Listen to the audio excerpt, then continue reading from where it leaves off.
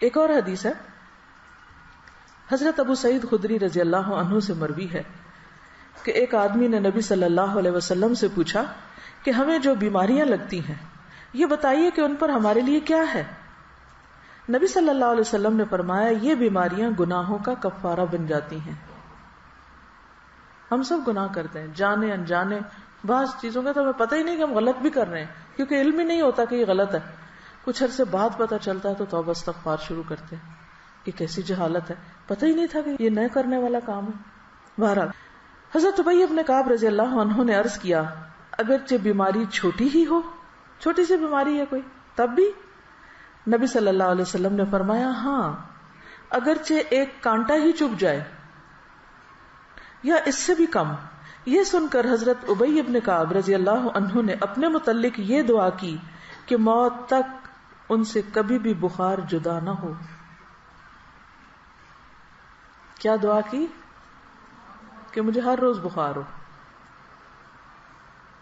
اور یہ کون ہے دعا کرنے والے؟ ابی بن کعب، عالم صحابی ہیں، کاتب وحی ہیں، لیکن وہ ایسا بخار ہو کہ حج اور عمرہ، جہاد فی سبیل اللہ اور فرض نماز با جماعت میں رکاوٹ نہ بنے. میرے یہ کام نہ چھوٹے، ویسے بے شک بخار چڑھا رہے.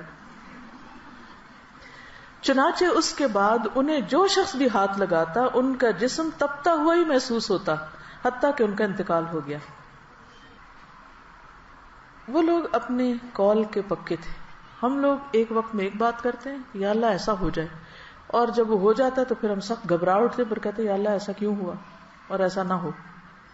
تو اس لیے جو بھی دعا مانگے سوچ سمجھ کے مانگے، اس چیز کو جسے آپ نبھا سکیں. لیکن عافیت کی دعا بہرحال اللہ تعالیٰ کو بہت محبوب ہے، اپنے لیے عافیت ہی مانگے. مگر عافیت مانگنے کے باوجود بھی کچھ نہ کچھ تکلیف آ ہی جاتی ہے. اصل سبق جو سیکھنے کا ہے وہ یہ کہ جب تکلیف آ جائے تو اس وقت آپ کا رویہ کیا ہونا چاہیے. بیماری میں مومن کا رویہ، اصل چیز جو کاؤنٹ کرتی ہے وہ کیا ہے کہ ہم کسی بات یا کسی موقع پر کیسے ریئیکٹ کرتے ہیں. ہم کیا کرتے ہیں؟ لِيَبْلُوَكُمْ أَيُّكُمْ أَحْسَنُ عَمَلًا. اور یہ احسن عمل صرف نماز میں خشوع نہیں دیکھا جا رہا، وہ تو اپنی جگہ ہے. یہ احسن عمل ہر عمل میں احسن، ہر عمل میں اچھا رویہ. آپ دیکھیے کہ اگر اس بات پر انسان پورا اتر جائے تو جنت بھی ہے اس کے لیے، لیکن دنیا میں بھی کتنا سکون ہو جائے. ہمیں عموماً تکلیف کس چیز سے ہوتی ہے؟ لوگوں کے کن رویوں سے ہوتی ہے تکلیف؟ جو وہ چھوٹی چھوٹی بات پر آپے سے باہر ہو جاتے ہیں. کوئی بات مرضی کے خلاف ہو گئی تو اتنا نیگیٹو وے میں ریئیکٹ کیا، موڈ آف کر لیا، کئی دن تک بولنا چھوڑ دیا، سیدھے منہ بات نہ کی. اسی سے تو دل تنگ ہوتے ہیں نا. کہیں بھی اکٹھے رہنا مشکل ہو جاتا ہے لوگوں کا. تو مومن کا دل غمگین ہوتا ہے لیکن اس کا چہرہ مسکراتا ہوتا ہے.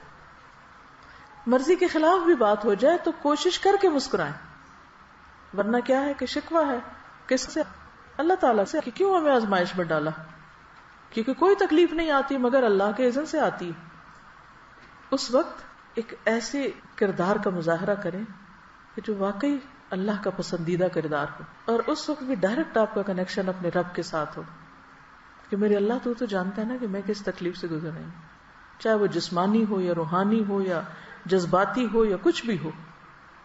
بندوں کو سنانے کا فائدہ نہیں، وہ سمجھ ہی نہیں پاتے کہ مسئلہ کیا ہے. آپ ایڈوائس لے سکتے ہیں کسی سے، لیکن آپ لے کے دیکھیں مایوسی ہوں گی، کچھ بہت فائدہ نہیں ہوگا. تو بہتر کیا ہے؟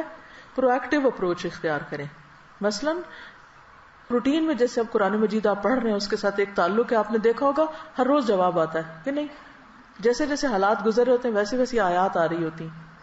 یہ پرو ایکٹیو اپروچ ہے مسائل سے نبٹنے کی ہے. ہدی للمتقین ہے، ہدایت ہے، گائیڈنس ہے آپ کے لیے. آپ کو روز کے مسئلوں کا حل پیش ہو رہا ہے. کوئی تک ہی نہیں بنتی کہ انسان پھر قرآن کو چھوڑ کے بیٹھ جائے. روٹین میں آپ اس کو پکڑے رکھے.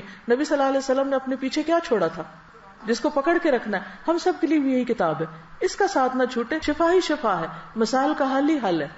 تو ایسا اعتدال آپ کی زندگی میں آئے گا، ایسی خوبصورتی آئے گی، ایسا حسن آئے گا کہ دنیا بھی پرسکون ہو جائے گی.